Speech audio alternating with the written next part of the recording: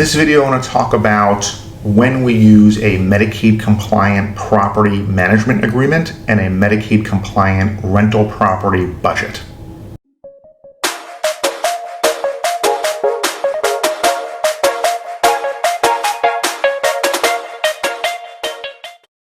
All right, so not a lot of people realize that in addition to your homestead generally not being counted as an asset when determining whether one is or is not eligible for Medicaid long-term care benefits in the state of Florida, in addition to that piece of property, Floridians are allowed to own rental properties, meaning a separate piece of real estate that is generating income consistent with its fair market value.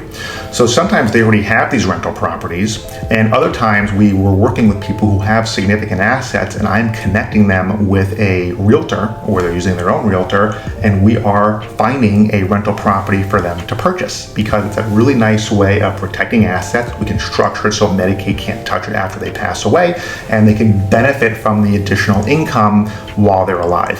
Medicaid likes this, interestingly, because the more income that you're generating in their world, the less they have to pay. So they want people increasing their income when possible. This is absolutely a tried and true legal and ethical way of protecting assets in the state of Florida. It's just, the law is very clear on that point.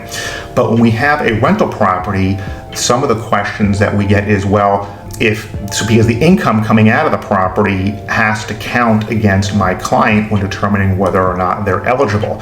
Now that itself is not a problem, because if their income's too high, we have something called a Miller Trust or a qualified income trust. But for example, if they're in a nursing facility, all of their income is supposed to go to the nursing facility, even if it's coming from that rental property. If they're home, then they may not want to use a qualified income trust if they can avoid it. Well, something that we're able to do with rental properties is Medicaid understands that there may be ownership costs and maintenance costs that go along with rental property ownership. So in addition to allowing you to protect that asset, this is the one instance where they will count net income, where gross income is counted everywhere else. But for a rental property, you can take the gross income that comes in from the rent, and you can make certain deductions, including paying a property management fee if it's a Medicaid compliant property management agreement, and that could be paid to a family member. Isn't that nice?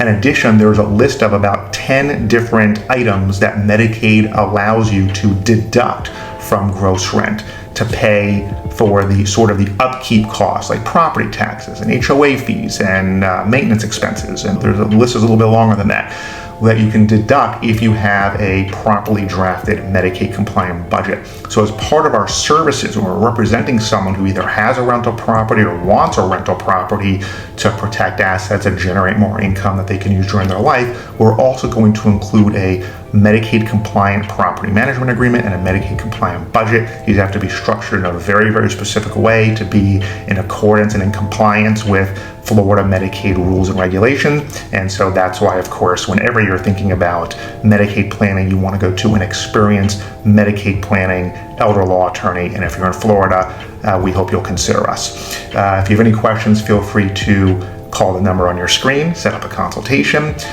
leave a comment on the video. And if you like this video, please give it a thumbs up. Please share it to help us get good information to Floridians everywhere. Thank you for watching.